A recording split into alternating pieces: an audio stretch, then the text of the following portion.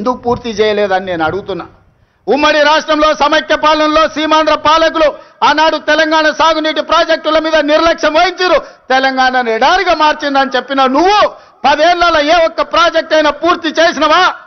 ప్రాణహిత చేవెళ్ల కానీ, పాలమూరు రంగారెడ్డి ఎత్తిపోతలు కానీ, కల్వకుర్తి కానీ, భీమా కానీ, నెట్టంపాడు కానీ, కోయిల్ సాగర్ కానీ, ఎస్ఎల్బిసి కానీ, సీతారామ కానీ, రాజీవ్ సాగర్ కానీ, ఇందిరా సాగర్ కానీ ఏ ఒక్క ప్రాజెక్టు 2 లక్షల కోట్ల రూపాయలు ఖర్చైనా అన్నీ ఈరోజు ఆగిపోయి ఉన్నాయి అనంటే ఈ దుర్మార్గానికి నువ్వు నీ కుటుంబం అవినీతి కాదా అని ఈరోజు నేను అడుగుతున్న మిత్రులారా.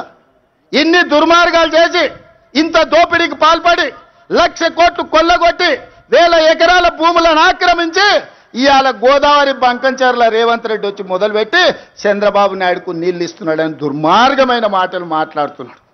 చంద్రబాబు నాయుడుతోనే ఉండాలంటే, చంద్రబాబు నాయుడుతోనే అంటగాగాలంటే అక్కడనే ఉండేటోని కదా. ఈ రాజీవ్ గాంధీ ఆశీర్వాదం తీసుకొని ఇక్కడెందుకు ఉండేటోని చంద్రశేఖర్ రావు?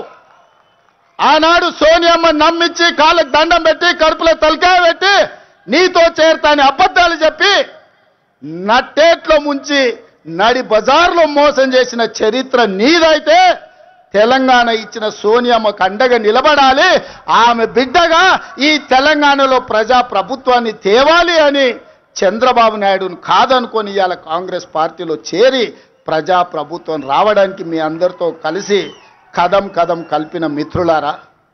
ఇవాళ నేను అడుగుతున్న సూటిగా చంద్రశేఖర్ రావును, నిజంగా నీకు ధైర్యం ఉంటే, నీలో నీతి నిజాయితీ ఉంటే, చిత్తశుద్ధి ఉంటే గోదావరి బంకంచెర్ల గోదావరి నది జలాల మీద శాసనసభలో చర్చ పెడదాం, స్పీకర్కు లేఖ రాయి నువ్వు చెప్పిన తారీఖు నాడు అసెంబ్లీ పెట్టించే బాధ్యత మా శ్రీధర్ బాబు గారు తీసుకుంటారు.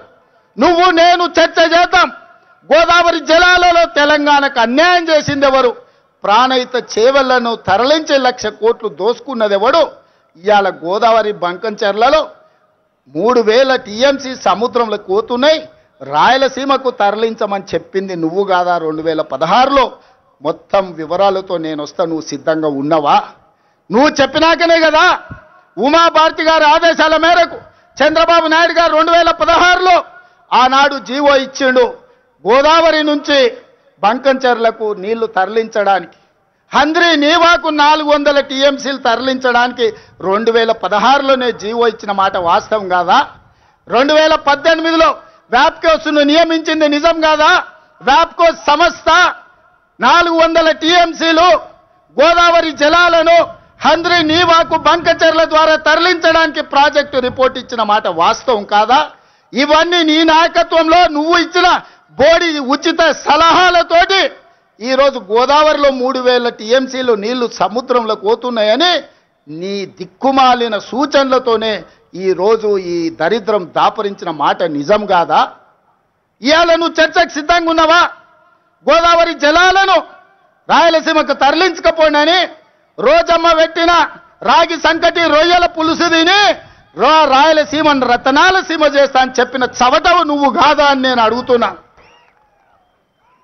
నీకు జీవితం ఇచ్చి, నీకు బతకడానికి నీడనిచ్చి, నిన్ను ప్రజాప్రతినిధిగా చేసి తెలంగాణ ముఖ్యమంత్రిని చేసిన తెలంగాణను ఎడారిగా మార్చి వందలాది గోదావరి టీఎంసీల నీళ్లను రాయలసీమకు తరలించమని చెప్పింది నువ్వు కాదా?